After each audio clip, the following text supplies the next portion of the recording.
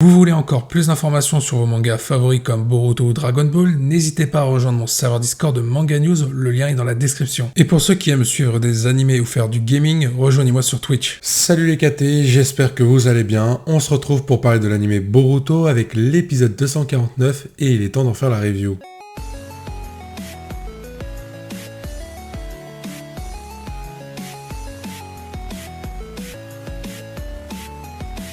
Le scénario de cet épisode a été construit pour nous montrer un Boruto en train de changer de mentalité par rapport à l'aspect du conflit qui est en train de vivre le pays de l'eau par rapport au clan Funato. En soi, la construction du scénario est plutôt bien réalisée et il y a de très bonnes idées. La première partie va se concentrer sur les retrouvailles entre Denki Iwabe et les shinobi de Konoha, et de l'autre côté, la deuxième partie entre Boruto et Kobuna, le fils de Funamoshi. Commençons par parler de la première partie de l'épisode avec les shinobi de Konoha et de Kiri qui tentent de retrouver Denki et Iwabe, surtout Metal Lee qui ne veut pas abandonner ses compagnons. Commençons par parler de la première partie de l'épisode en termes de scénario. Pour moi, il y a de très bonnes idées, mais le souci c'est qu'il y a beaucoup de facilité scénaristique. Sur le papier, c'est plutôt intéressant. On essaye de nous montrer une nouvelle facette de Funamoshi, on essaie de faire changer la mentalité de Boruto par rapport au fait que Iwabe et Denki ont survécu. On va apprendre de la part d'Iwabe et de Denki que s'ils ont été épargnés par Funamoshi, c'est par rapport au fait qu'ils cherchaient de la nourriture pour les enfants. Funamoshi a eu pitié d'eux, mais en plus de ça, dans cet épisode, on va apprendre que Funamoshi a un enfant, Kubana,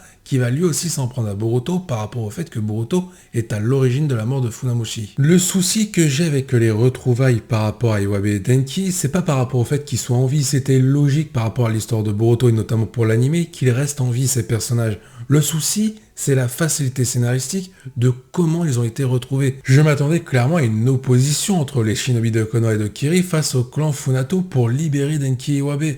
Là, c'est beaucoup trop simple. Ils ont été retrouvés dans la forêt comme si de rien n'était. Et en plus de ça, ça les décrédibilise, car ça veut dire que ça fait plusieurs jours qu'ils ont été libérés, ce qui veut dire que les mecs n'ont même pas réussi à retrouver leur chemin depuis qu'ils ont été libérés. Ils ont attendu que Boruto et ses compagnons les recherchent pour être retrouvés. On peut aussi parler de l'instant des retrouvailles qui est mal fait entre Denki Iwabe et Metal Lee. Metal Lee a retourné toute la forêt en criant Denki Iwabe depuis 3 jours. Le mec commence à lâcher, à craquer, il commence à pleurer en disant que c'est foutu, ils sont morts, et là Denki et Iwabe apparaissent d'un coup. Ils pouvaient pas réapparaître avant. En soi, sur le papier, je peux comprendre pourquoi il y a cette facilité scénaristique. On a besoin de Denki et d'Iwabe pour dévoiler une autre facette de Funamoshi afin de faire évoluer la mentalité de Boruto. Mais là, c'est trop énorme. Du coup, on arrive sur la deuxième partie de l'épisode où on a deux oppositions qui commencent à se créer au sein du camp des shinobi. Boruto qui commence clairement à changer de mentalité en se disant que finalement, ce cycle de vengeance n'amène que des victimes. Et de l'autre côté, on a toujours une Buntan qui est déterminée à venger Kagura et Bishigo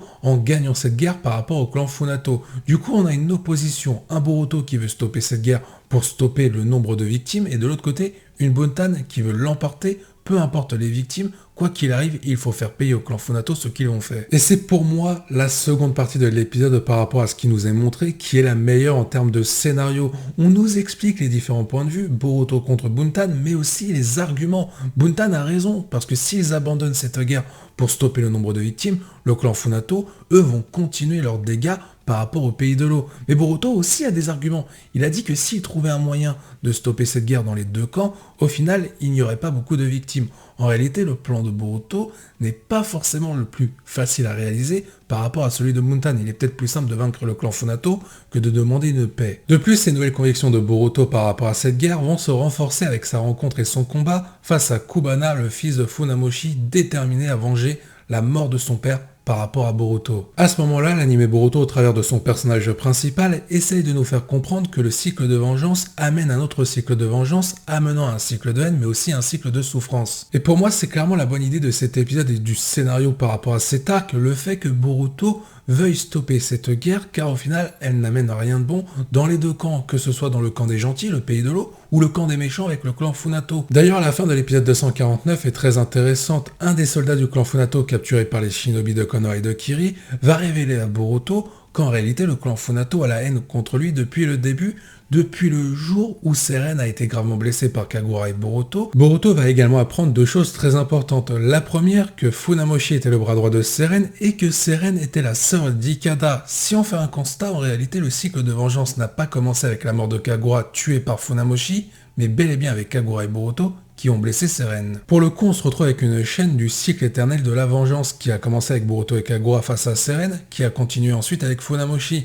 Mais ce qu'il faut regarder, ce sont les victimes extérieures à tout ça. Kubana par rapport à Funamoshi, Ikada par rapport à Seren, Ibi Ishigo par rapport à Funamoshi et Kagura, mais aussi Kagura pour le coup. Au final, Boruto n'a peut-être pas totalement tort par rapport à ses convictions et ce qu'il veut faire en apportant la paix. De ce point de vue-là, je trouve que l'épisode par rapport à son scénario a très bien exploité les convictions de Boruto par rapport à cet aspect de la guerre qui sont les victimes à l'extérieur de ce conflit, que ce soit le village auquel a protégé Boruto, Sarada et les autres, mais des victimes qui ont été touchées par rapport à des proches qui ont été directement atteints dans une bataille, Seren ou encore le personnage de Funamoshi. Toutefois, il y a quelque chose qui me fait très peur dans le scénario par rapport à l'origine de la bataille entre le Pays de l'eau et le clan Funato. On rappelle les enjeux fondamentaux de cet arc, c'était l'océan, qu'est-ce qu'on en faisait? Le Pays de l'eau était en train de le moderniser avec toute cette nouvelle technologie, et de l'autre côté, le clan Funato voulait garder la mer sauvage. Et le souci, c'est qu'on a l'impression qu'on est en train de changer d'enjeu par rapport à ce cycle de vengeance qui a été exploité dans cet épisode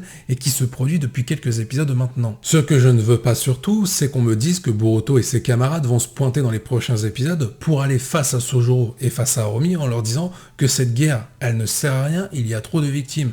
Les mecs, j'espère qu'ils n'arrêteront pas cette guerre avec le discours de Boruto, il faut que ce soit beaucoup plus complexe. De plus, c'est même l'occasion d'aborder tous les aspects des deux camps, pourquoi ils se font la guerre, pourquoi le Pays de l'eau en veut au clan Funato et pourquoi le clan Funato a déclaré la guerre envers le Pays de l'eau par rapport à cet enjeu de base qui était l'océan du Pays de l'eau. Pour revenir sur l'épisode 249, on va parler d'une façon symbolique cette fois-ci, il y a une très belle référence à Naruto Shippuden et un personnage emblématique, le personnage de Pain, qui avait des convictions en rapport avec le cycle éternel de la vengeance. Dans cet épisode, je trouve que le scénario a très bien exploité cette notion. Pour conclure avec la partie scénaristique, cet épisode est agréable à regarder. Il n'y a que des bonnes idées sur le papier, mais la seule différence, c'est que la première partie est bourrée de facilités scénaristiques, ce qui gâche un tout petit peu le scénario.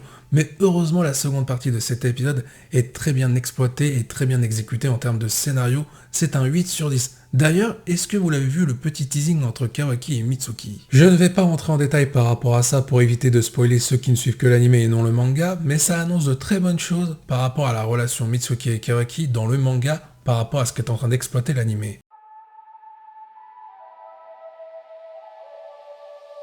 Parlons de l'animation qui a été utilisée dans cet épisode. On a retrouvé deux types d'animation, l'animation de narration pour la quasi-totalité de cet épisode et l'animation dynamique pour le combat entre Boruto et Kubana qui n'a duré qu'une minute. Pour ce qui est de l'animation de narration, pour moi elle a été très bien exploitée pour la totalité de cet épisode, même pour la première partie, car en réalité les défauts de la première partie c'est plus au niveau du scénario que de l'animation. Cet épisode au niveau du scénario voulait miser sur l'aspect du cycle éternel de la vengeance et l'animation de narration a très bien exploité ce sujet-là. Maintenant, pour ce qui est de l'animation dynamique, l'animation était au top, même si ça n'a duré qu'une minute, c'était vraiment agréable de suivre ce combat, ce petit combat entre Boruto et Kubana. Pour donner une note sur la globalité de cet épisode par rapport à l'animation, ce sera une note de 9 sur 10. Maintenant, parlons des OST qui ont été utilisés dans cet épisode, et pour moi, il y a déjà clairement un point fort. Les OST qui ont été utilisés, on ne les entend pas si souvent dans l'anime Boruto, donc d'un point de vue variété et originalité, je pense qu'on est plutôt pas mal.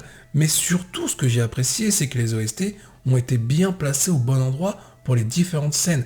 Tout était bien dosé, c'est une note de 10 sur 10. Afin de justifier ma note par rapport aux OST, on peut même trouver un autre point fort. Il y avait tout juste assez d'OST, et il n'y en avait pas trop non plus, on avait le juste milieu. Alors je sais que pour vous c'est un petit détail et que vous en foutez clairement, mais sachez-le que pour un animé, que ce soit Boruto ou un autre animé, c'est très difficile pour un épisode de caler le bon nombre d'OST. Des fois il y en a beaucoup trop, ou des fois pas assez. Terminons en parlant du design global de cet épisode. Alors je pense que par rapport aux épisodes précédents, on va tous être d'accord, la qualité était nettement supérieure. Sur la globalité de l'épisode, le design était qualitatif, malgré quelques petits ratés par moment, notamment le visage de Kawaki, le visage de Boruto. Mais en soi, malgré les petits ratés, j'ai trouvé que le design dans sa globalité était vraiment qualitatif. Les effets d'ombrage étaient hyper bien réalisés, les moments d'animation avec le design étaient tout simplement très bien combinés. Pour moi, c'est la note de 9 sur 10, malgré les petites erreurs.